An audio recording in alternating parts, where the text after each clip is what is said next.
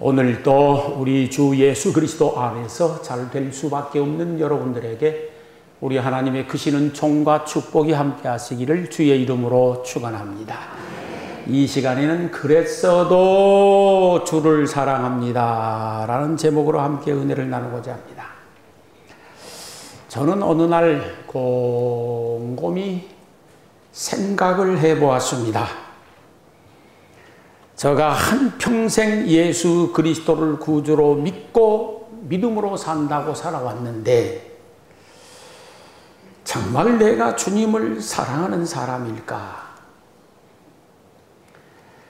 예수 그리스도를 나의 구주로 믿는 성도일 뿐만 아니라 목회자로서 내가 정말 주님을 사랑하는 사람일까 생각해 보았습니다. 골똘히 생각해 보았습니다. 제가 살아온 수많은 세월 순간순간 하나님의 말씀대로 살지 못한 경우가 많이 있었습니다. 그래서 마음에 상처도 있고 아픔도 있고 괴로움도 있고 그러는데 내가 정말 주님을 사랑하는 사람일까? 하나님께만 영광을 돌려드리고 살았어야 하는데 말씀대로 살지 못하고 자행자제하고 내 멋대로 살고 내 멋대로 생각하는 경우들이 많았었는데 그럼에도 불구하고 내가 주님을 정말 사랑하는 사람일까? 골똘히 생각해 보았습니다.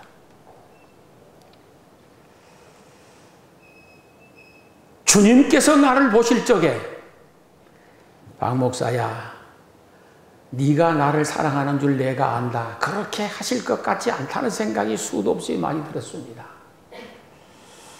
그런데 저의 고백은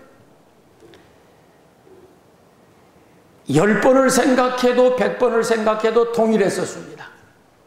주님, 과거에 내가 그랬어도 주님을 사랑하는 마음 변함없습니다. 지금 내가 이 모양 이 꼴이라고 하더라도 주님 사랑하는 마음 변함이 없습니다.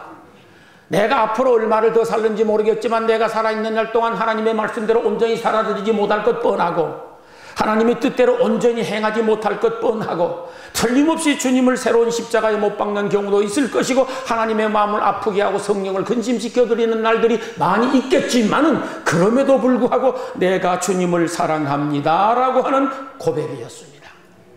여기엔 털끝만큼의 변함도 없습니다. 사도 베드로는 우리 기독교 역사에서 빼놓을 수 없을 만큼 훌륭한 인물입니다. 존귀한 인물입니다. 예수님의 제자 중에 으뜸 가는 제자였습니다. 누구보다도 예수님을 사랑했었던 베드로입니다.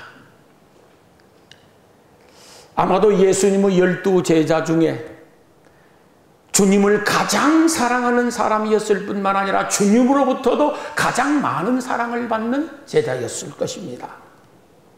그런데 성경에 보면 이 베드로의 믿음이 수천 길 낭떠러지로 추락하는 모습을 볼 수가 있습니다. 먼저 베드로가 어떤 믿음을 가지고 있었는지 한번 점검을 해봅니다. 베드로는 세상 사람이 다 주님을 버려도 주님을 버리지 않겠다라고 하는 믿음을 가지고 살았습니다. 여러분이 아시는 대로 예수님이 십자가에 못 박혀 돌아가시기 전 소위 최후 만찬 석상이 있었습니다. 마지막 식사를 하시면서 제자들에게 하신 말씀이 오늘 밤 너희들이 다 나를 버리고 떠나게 될 것이다. 그러자 아니 베드로가 벌떡 일어나서 하는 소리가 아니 주님 무슨 말씀을 그렇게 하고 계십니까? 다 버릴지라도 나는 결코 주님을 버리지 않겠나이다. 그렇게 했습니다. 마태복음 26장 35절에 보면은 내가 주님과 함께 죽을지언정 주님을 부인하지 않겠습니다. 그렇게 고백했습니다. 그러니까 정말로 훌륭한 신앙을 가지고 계신 분이었죠. 주님을 지키기 위하여 목숨을 거는 순간도 있었습니다. 만찬을 다 마친 다음에 예수님이 감람산에 올라가서 기도를 하지 않으셨습니까? 기도가 다 되었을 때입니다. 유대의 지도자들과 로마의 병정들이 달려와서 예수님을 체포하려고 합니다. 그 한쪽에는 가롯 유다가 있었습니다. 예수님을 체포하려고 하자 베드로가 차고 있던 칼을 빼서 로마 병정을 향하여 휘둘렀습니다. 천만다행인 것이 그 병정에 귀가 떨어져서 나갔으니 망정이지 만약에 목이 떨어져 나갔으면 큰일 날 뻔한 거예요. 이거 정말. 당시 로마 군인들에게 칼을 들고 대항하면 즉결처분입니다. 그럼에도 불구하고 베드로는 주님을 보호하기 위하여 목숨을 건 것입니다. 죽기로 작정하고 칼을 휘둘렀던 겁니다. 그런 모습 속에서 베드로의 믿음을 볼 수 있고 베드로의 충성심을 볼 수 있고 그가 주님을 얼마나 사랑했었는지를 짐작해낼 수가 있습니다. 그렇게 해서 예수님은 붙들려 갔습니다. 대제사장 가야바의 집에서 신문을 받습니다. 그런데 그때 그 전체 분위기가 너무 살기등등하고 살벌했었습니다. 예수님이 붙들려서 지금 멀지 않아서 처형을 받아야 할 입장이기 때문에 예수 믿는 사람들 자칫 잘못하면 붙잡혀서 처형당합니다. 예수님이 가야바의 집에서 신문을 받고 있을 때에 베드로는 멀찍이 떨어져서 구경하는 사람들 틈에 쭉을 치고 앉아서 불을 쬐고 있었습니다. 그때 곁에 있던 어린 여자아이 하나가 이 사람도 예수님하고 한패인데 베드로가 소름이 끼치는 것 같습니다. 다급한 베드로가 순간적으로 아니라고 부인을 합니다. 야, 니 무슨 소리 하고 있어? 너 예수라는 사람 몰라. 그 말이 떨어지기도 전에 곁에 있던 다른 아이 하나가 아니에요. 저 사람 진짜 예수하고 한패예요. 베드로가 위기를 느꼈습니다. 그러자 맹세하면서 부인을 합니다. 내가 하늘에 두고 맹세하는데 아니면 우리 아버지를 두고 맹세하는데 아니 하나님을 두고 맹세하는데 나는 예수라는 사람 몰라. 진짜 몰라. 진짜로 몰라. 그러자 베드로 곁에 앉아있던 어떤 어른 한 사람이 베드로를 쳐다보면서 일격을 가합니다. 당신 예수 제자 맞잖아. 내가 다 봤다고. 내가 다 봤다고. 이 사람 말하고 저 예수의 말 좀 들어보세요. 갈릴리 사투리 똑같잖아요. 같은 한패예요. 이때 베드로가 예수님을 저주하면서 완강하게 부인을 합니다. 나는 저 예수 모른다고. 아니 예수라는 저놈, 저 미친놈 누군지 나는 모른다고. 저 쳐죽일 놈, 난 모르는 사람이라고.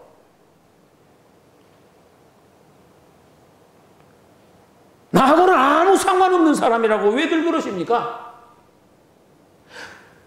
내가 하늘 두고 맹세하는데 나는 저 사람 모른다고.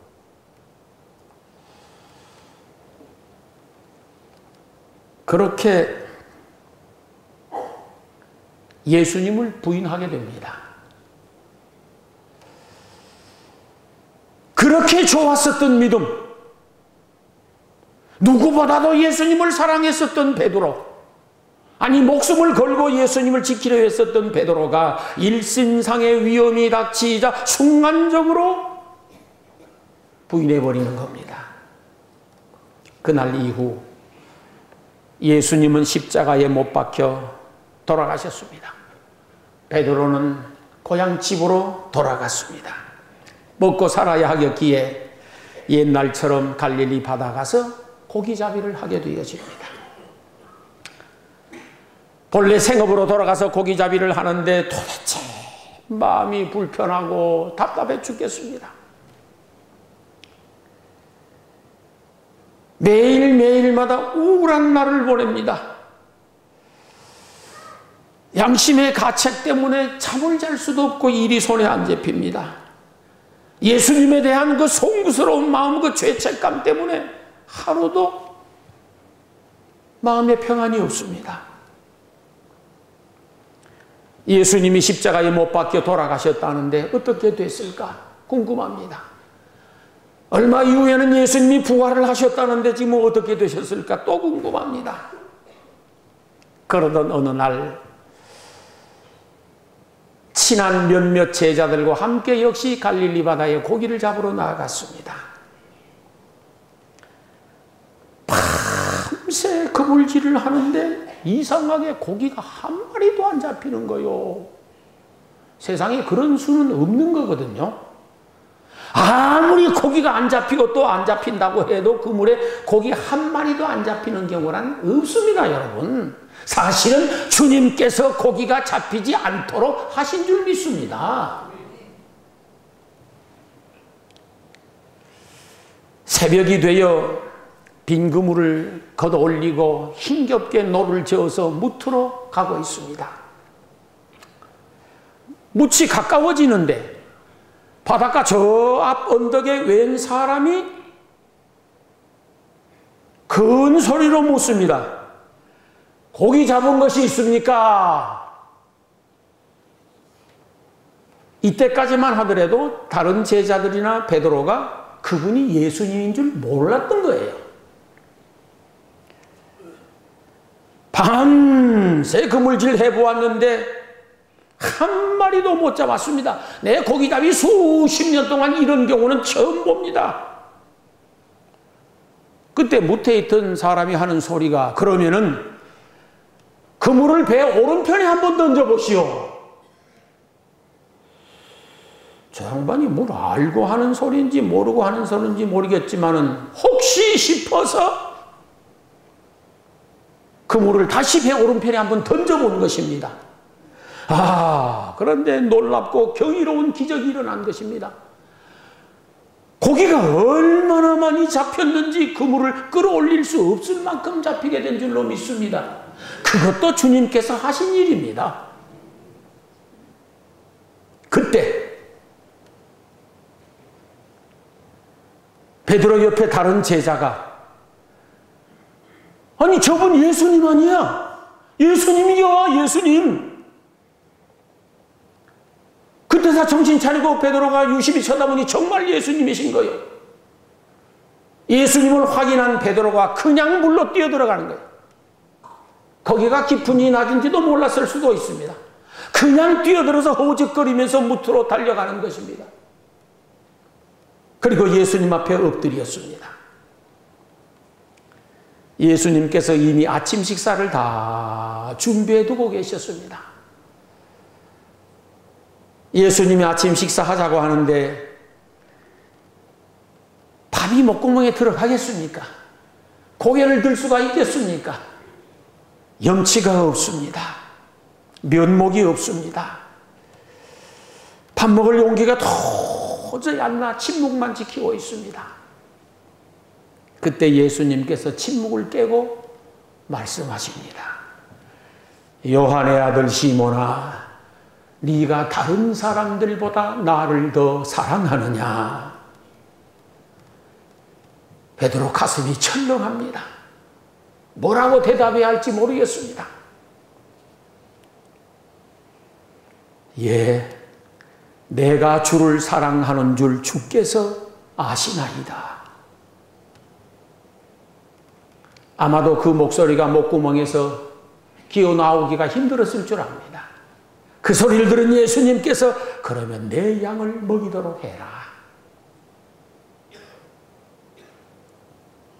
근데 예수님이 또 묻는 거예요.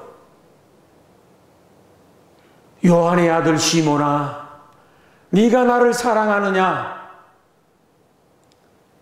베드로 가슴이 움찔합니다. 또 왜 물으실까? 예, 내가 주를 사랑하는 줄 주께서 아시나이다. 그래, 그러면 내 양을 치도록 해라.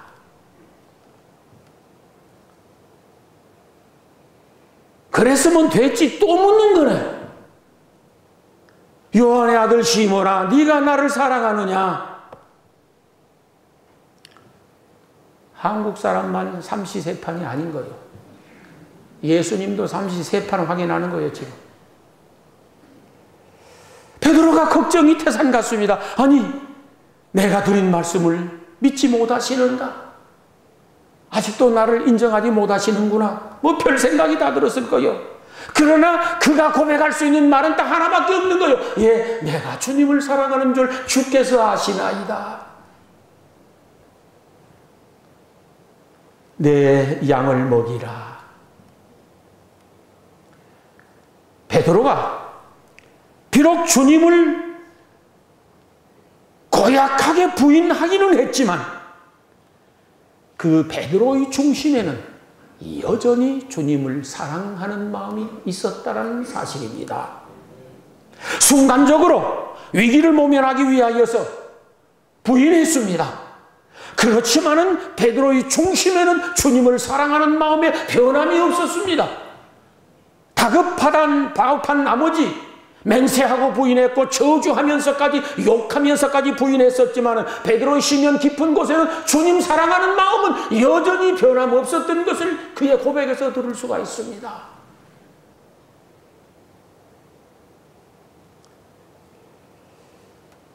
사실 베드로는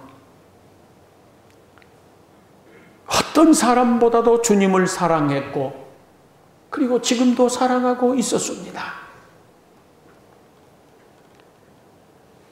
목숨이 위태롭자 신변의 위기가 닥치자 자기도 모르는 사이에 우발적으로 예수님을 부인해 버렸었고 더 다급해지니 맹세하며 부인했고 더 다급해지니 저주하면서까지 부인해 버렸지만 그럼에도 불구하고 베드로의 본심은 여전히 주님을 사랑하고 있었다는 사실입니다.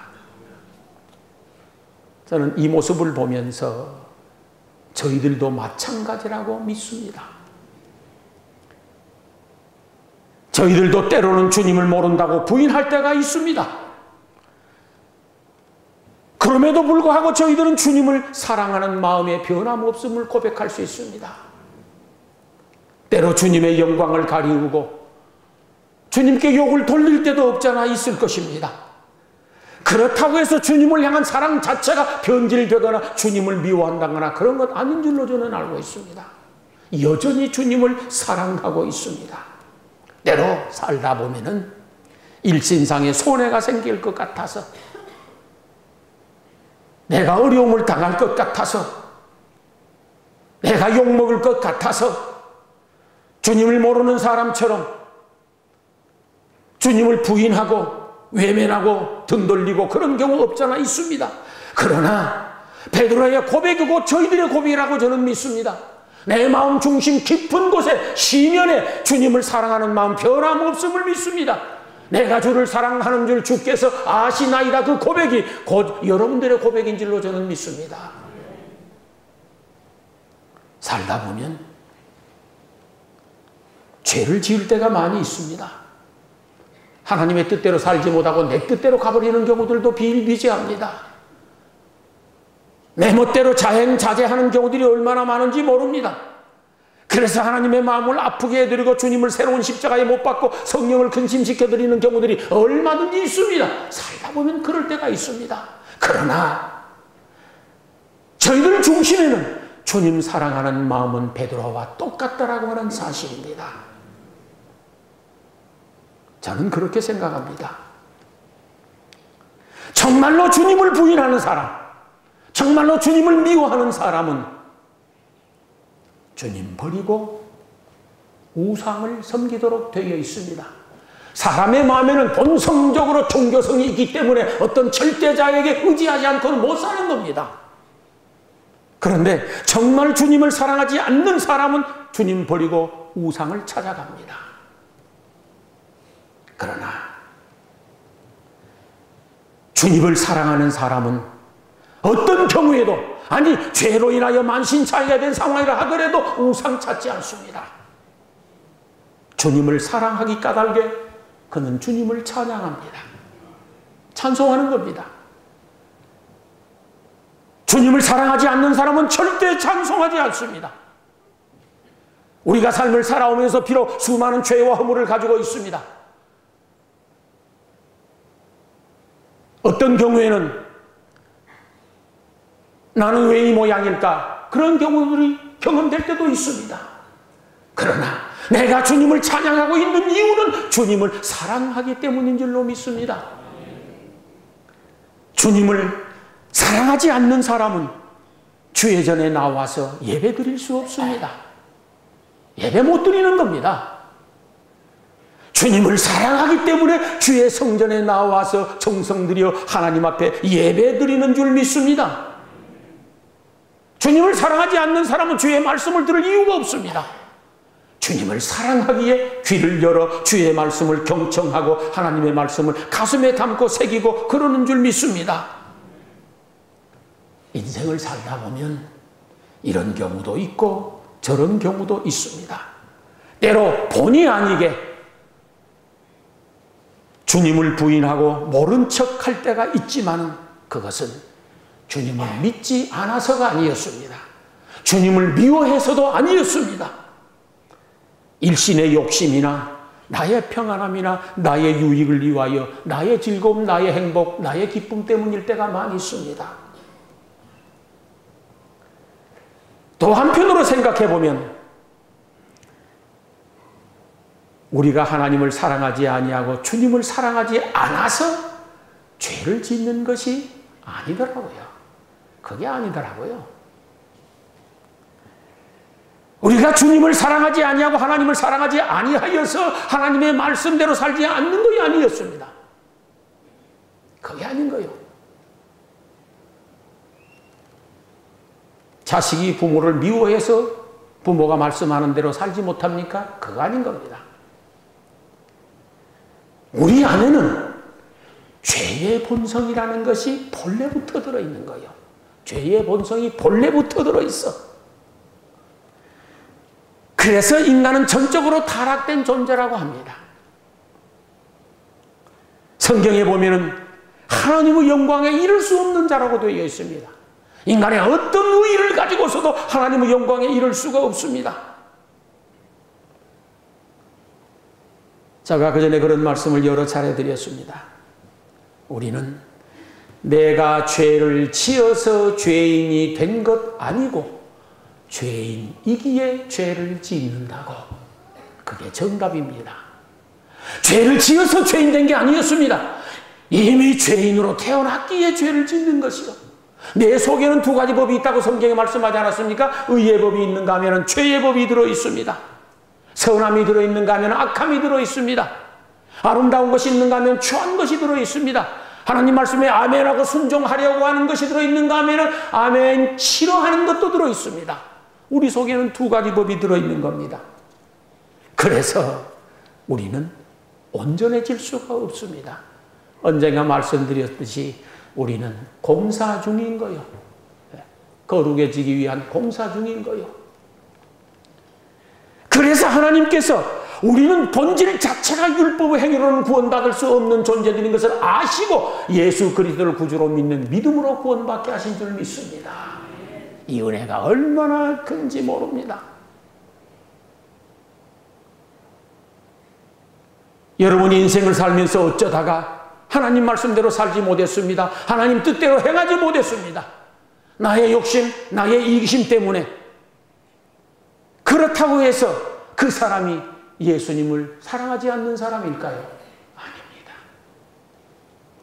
베드로의 고백대로 내가 주를 사랑하는 줄 주께서 아시나이다. 그 믿음으로 살아가는 사람인 줄로 믿습니다. 사도 바울을 한번 보십시오. 그분이 기독교로 개종을 하고 말씀대로 살기 위하여 얼마나 몸부림을 치고 애를 썼는지 모릅니다. 아마도 저 개인적으로는 인류 역사에서 사도 바울만큼 말씀으로 살려고 애를 쓰고 몸부림을 친 사람은 거의 없을 것이라고 봅니다. 거의 없습니다. 그럼에도 불구하고, 그렇게 노력했음에도 불구하고 하나님 말씀대로 온전히 살 수가 없어서 그는 탄식합니다. 내가 마음으로는 하나님의 법을 따르고 육체로는 죄의 법을 따르는구나. 오라 나는 곤고한 사람이로다. 누가 이 사망의 몸에서 나를 건져내랴. 괴로워하고 절규하고 탄식합니다. 사도 바울은 그랬습니다. 하나님 말씀 따라 살고 싶었습니다. 죄 지지 않고 살고 싶었습니다. 하나님 마음 아프게 해드리고 싶지 않았습니다. 예수님 마음 평안하게 해드리고 싶었습니다. 그런데 그게 안 되는 거요. 왜 안 되냐? 내 속에 또 다른 법이 있어서, 죄의 법이 들어있어서 어쩔 수 없었던 것입니다. 사도 바울이 자기 자신을 다음과 같이 고백합니다. 나는 죄인 중에 괴수라. 나는 죄인 중에 괴수라. 사도 바울이 자기 자신을 향하여서 나는 죄인 중에 괴수라고 고백을 했는데, 그렇다고 하면 사도 바울이 주님을 미워해서였을까? 하나님을 사랑하지 않아서 그랬었을까? 아닙니다. 사도 바울만큼 주님을 사랑하는 사람도 거의 없습니다. 본질상 죄에서 태어났기 때문이었습니다. 이렇게 힘들어하고 괴로워하는 사도 바울에게 하나님께서는 큰 법을 하나 깨닫게 해주셨습니다. 새로운 법, 은혜의 법을, 자유의 법을 깨닫게 해주셨으니 그리스도 예수 안에 있는 자에게는 결코 정죄함이 없나니 그리스도 예수 안에 있는 생명의 성령의 법이 죄와 사망의 법에서 너를 해방하였음이라 입니다. 그리스도 예수 안에 있는 자에게는 결코 정죄함이 없나니 그리스도 예수 안에 있는 생명의 성령의 법이 죄와 사망의 법에서 너를 해방하였습니다. 이 말씀을 듣고 그는 무한히 기뻐하며 찬양했습니다. 오직 의인은 믿음으로 살리라 함과 같으니라. 율법의 행위로 구원받을 자가 없나니 율법의 행위로는 하나님의 자녀될 길이 없는 거요, 구원받을 방도가 없는 거요. 그래서 하나님이 믿음으로 말미암아 구원을 하게 했습니다. 사도 바울은 이 사실을 깨닫고 너무 기쁘고 감사해서 기뻐하라. 내가 다시 말하노니 기뻐하라. 항상 기뻐하라. 그가 상황이 좋아서 기뻐하라는 것 아니었습니다. 그 사람처럼 예수님 때문에 많이 매맞고 많이 고생하고 많이 굶주리고 죽을 고비 수없이 넘기고 그렇게 고생한 사람 12제자 중에도 없습니다. 그럼에도 불구하고 죄인 중에 괴수 같은 자기를 믿음으로 말미암아 구원 얻게 만들어주시고 하나님의 자녀 천국 백성 만들어주는 것이 너무 감사해서 내가 너희에게 말하노니 기뻐하라. 내가 다시 말하노니 기뻐하라. 항상 기뻐하라 말씀하셨습니다. 죄인 중에 괴수라고 고백했던 사도 바울이 주님 사랑하지 않아서가 아니었습니다. 그는 여전히 주님 사랑하고 있었습니다. 다윗을 보십시오. 다윗 참 못된 구석이 있지 않습니까? 이스라엘의 성군입니다. 다윗이 우리아의 아내 밧세바를 취하기 위하여서 우리아를 최전선에 보내놓고 전사하게 만들었습니다. 만들어서 죽였습니다. 살인자입니다. 큰 죄를 범한 사람이 분명합니다. 그 다윗을 두고 이 세상 누구가 그런 죄인이라고 정죄할 사람이 있겠습니까? 아무도 없습니다. 다윗만큼 주님을 사랑하는 사람도 찾아보기 어렵습니다.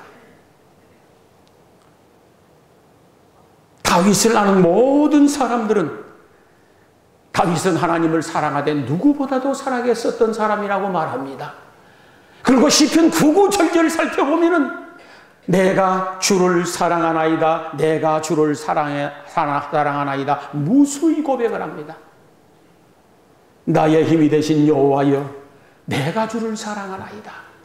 비록 내가 죄악 가운데 방황한 적이 있었지만 그랬어도 내가 주님을 사랑합니다. 내가 하나님의 뜻대로 살지 못했었지만 그랬어도 내가 주님을 사랑합니다. 아니 지금도 이 모양 이 꼴이지만 그럼에도 불구하고 내가 주님을 사랑하고 있습니다. 그것이 다윗의 고백입니다. 그 고백이 저와 여러분의 고백될 수 있기를 주의 이름으로 축원합니다. 야곱을 보십시오. 그의 이름처럼 속이는 자, 사기꾼, 아버지 이삭을 속였습니다. 우리가 생각하는 것처럼 어쩌다가 용돈 때문에 아버지에게 거짓말하고 그런 거짓말이 아닙니다. 이건 운명을 결정할 수 있는 거짓말입니다. 무서운 거짓말입니다. 형 에서를 속이고 장자의 명분을 갈아치고 도망을 쳤습니다. 정말 못된 구석이 많은 야곱이었지만 그 누구보다도 야곱은 하나님을 사랑한 사람이었습니다. 로마서 9장 13절에 보면은 하나님께서 말씀하십니다. 내가 야곱은 사랑하고 에서는 미워하였다 함과 같으니라. 왜 하나님께서 야곱을 사랑한다고 말씀하셨을까? 비록 야곱이 죄 많은 사람이기도 하고 사기꾼이기도 하고 거짓말쟁이기도 하기는 하지만 그 중심에 하나님을 사랑하는 마음에 변함이 없었다는 사실입니다. 그래서 야곱을 사랑한 거예요. 다시 베드로의 고백으로 돌아가 봅니다. 베드로가 일신의 위기를 모면하기 위하여 우발적으로 주님을 욕되게 했습니다. 모른다고 부인하고 맹세하고 부인하고 저주하면서 부인했습니다. 그랬어도 베드로의 중심에는 주님을 사랑하는 마음이 털끝만큼도 변함이 없었다는 사실입니다. 내가 주를 사랑하는 줄 주께서 아시나이다. 그 고백은 거짓말로 한 것 아닙니다. 입에 붙은 소리가 아니었습니다. 위기를 모면하기 위하여 주님 앞에 체면 때문에 말한 게 아닙니다. 그것이 베드로의 중심이었고 베드로의 본심이었습니다. 베드로의 고백이 저와 여러분의 고백이 될 수 있기를 축원합니다.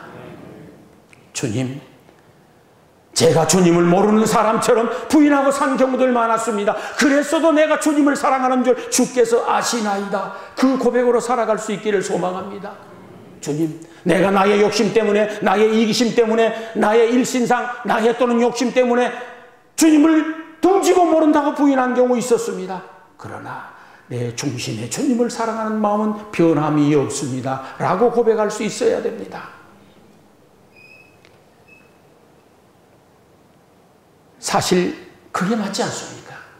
우리가 지금까지 살아온 수많은 믿음의 세월들을 뒤돌아보면 주님 앞에 부끄러운 건 많습니다. 주님 앞에 허물된 건 많습니다. 알면서도 모르면서도. 그렇다고 해서 우리가 주님을 미워하는 것 아닙니다. 아직도 우리의 입술에 찬양이 있으면 주님을 사랑하기 때문입니다. 아직도 우리가 예배당에 앉아 있으면 주님을 사랑하기 때문입니다. 지금도 주의 말씀을 듣고 있는 것은 주님을 사랑하기 때문입니다. 내가 주의 이름으로 기도하는 것은 주님을 신뢰하기 때문인 줄로 믿습니다. 베드로의 고백이 저와 여러분들의 고백되기를 다시 한번 주의 이름으로 축원합니다. 주님께서 베드로에게 말씀하셨습니다. 내 양을 먹이라, 내 양을 치라. 이 말씀 속에 놀라운 은혜가 담겨 있습니다. 베드로에게 다시 내 양을 치라, 내 양을 먹이라고 하는 이 말씀 속에는 베드로야, 나는 네 허물과 죄를 이미 용서했어. 그러니 다시 양을 치라는 거예요. 다시 본래의 자리로 돌아오라는 것입니다. 우리 주님은 우리를 사랑하시되 변함없이 사랑하시는 줄 믿습니다. 내가 주님을 모른다고 하는 그때에도, 아니 맹세하고 모른다고 하는 그때도, 아니 욕하고 저주하며 영광을 가리우는 그때도 주님은 변함없이 우리를 사랑하시는 줄로 믿습니다. 그리고 말씀하셨습니다. 세상 끝날까지 항상 함께해 주실 것이라고 말씀하셨습니다. 우리 주님의 사랑은 단 한 번도 변함이 없습니다. 요한복음 13장 1절을 보면은 주님께서 자기 사람을 사랑하시는데 끝까지 사랑하신다라고 말씀해 주셨습니다. 베드로야, 내 양을 먹이라, 내 양을 치라. 그 말씀은 내가 이미 너의 모든 허물과 죄를 용서했으니 다시 제자리로 돌아오라는 뜻입니다. 둘째,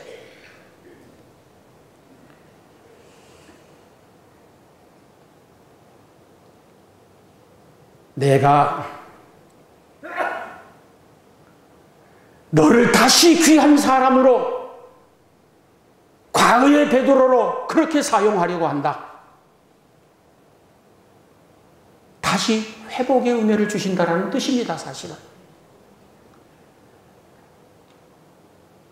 내 양을 먹이라, 내 양을 치라고 하는 이 말씀 속에는 내가 너를 용서했을 뿐만 아니라 다시 너가 나의 제자로 사용하기를 원한다.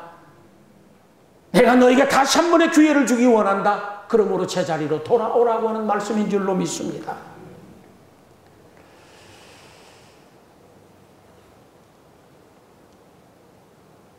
베드로처럼 저희들도 매일매일마다 내가 주님을 사랑하는 줄 주께서 아시나이다라고 고백하며 살 수 있기를 소망합니다.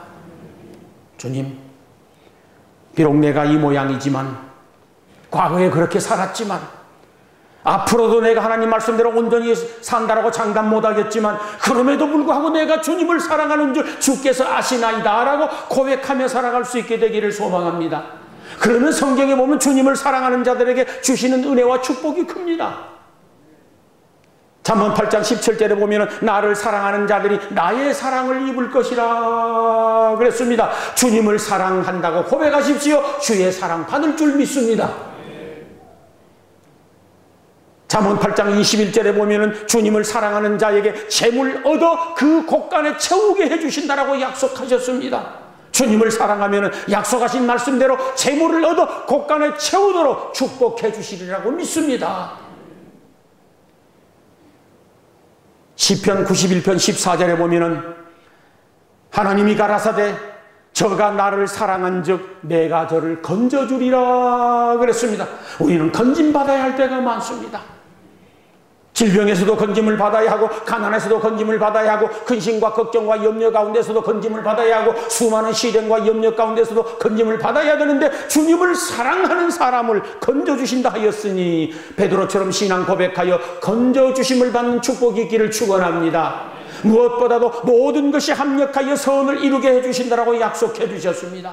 좋은 것도 굳은 것도 안 된 것도 잘 된 것도 아픈 것도 건강한 것도 다 합력해서 선을 이루고 복이 되게 만들어 주신다라고 하였으니 여러분의 베드로의 고백이 여러분에게 있음으로 말미암아 합력하여 선을 이루는 축복도 받게 되시기를 주의 이름으로 축원합니다. 저는 그렇게 믿습니다. 앞으로도 주님을 모른다고 부인할 때가 있을 것입니다.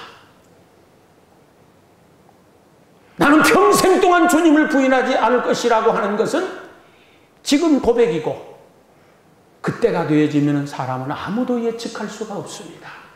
사람은 조석변이거든요.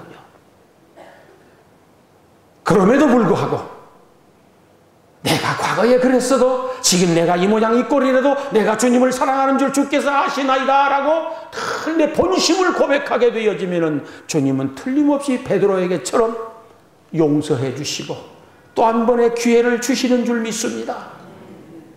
또 한 번의 건강의 기회도 주실 것입니다. 또 한 번의 사업의 축복 기회 주실 것입니다. 다시 한번 재기할 수 있도록, 다시 한번 일어날 수 있도록 여러 방면에서 기회를 주시리라고 믿습니다. 베드로는 그날 고백 이후 우리 기독교 역사에서 가장 위대한 사도가 되었고 영원히 빛나는 인물이 되었습니다.